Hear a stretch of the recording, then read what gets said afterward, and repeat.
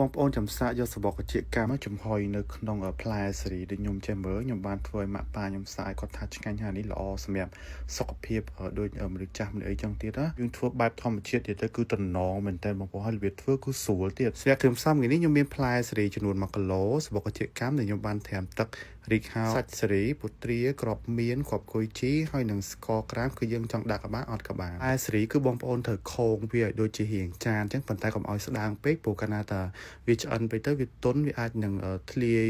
ទឹកកជាកម្មយើងចេញមកក្រៅបងប្អូនអញ្ចឹងដាក់វាកម្រាស់មកល្មមមកសបកកជាកម្មគឺខ្ញុំត្រាំជាមួយទឹកក្តៅប្រហែលជា30នាទីត្រាំទឹកក្តៅគឺវាលឿនឆាប់ហេចបងប្អូនបន្ទាប់មកខ្ញុំដាក់ចូលទៅក្នុងចានផ្លែសេរីរបស់យើងហើយខ្ញុំក៏ដាក់គ្រឿងផ្សេងទៀតមានដូចជាសាច់សេរីបងប្អូនពេលដែលខ្វះយើងកុំចោលយើងទុកទៅដើម្បីចំហុយហូបជាមួយនឹងសបកកជាកម្មរបស់យើងណាហើយមានជាមួយនឹងគ្រាប់ពធាមានគ្រាប់មៀននេះយើងត្រាំទឹកក្តៅបន្តិចមកដែរមកហើយមានគ្រាប់គុយជីហើយស្ករក្រាមបងប្អូនចង់ដាក់ក្បាលអត់ក៏បានដែរព្រោះដោយសារយើងមានជាតិផ្អែមចេញពីផ្លែសេរីធម្មជាតិរបស់យើងហើយក៏គ្រាប់មៀនក៏មានជាតិផ្អែមដែរបន្ទាប់មកទៀតយើងយកកម្របសេរីហ្នឹងមកបិទមួយហើយយើងបិទកម្របឆ្នាំងចំហុយប្រហែលជា30នាទីបងប្អូនបើសិនជាបងប្អូនដាក់ស្ករក្រាម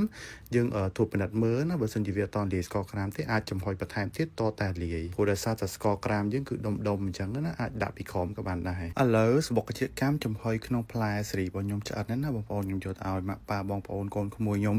ភាសាហើយគាត់ភ្លក់អញ្ចឹងណាចឹងឥឡូវខ្ញុំចាប់ចេញមកដើម្បីជូនពួកគាត់សំខាន់ឈ្ងុយបងប្អូនឈ្ងុយផ្លែសេរីចេញមកហើយសបកជាកម្មនេះគឺខ្ញុំបានមកពីខ្ញុំថតលមុនបងប្អូនដូចខ្ញុំ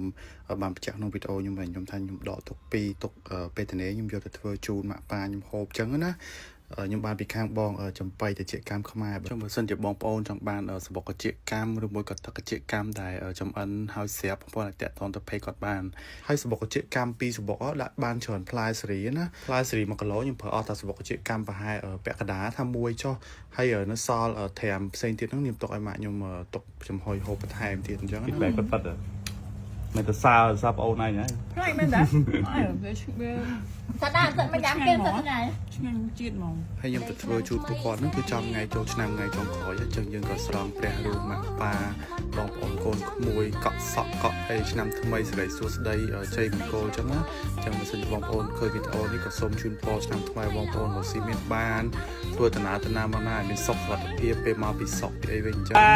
ទៅជម្រាបលាបងប្អូនអរគ្នាវីដេអូមានទៅ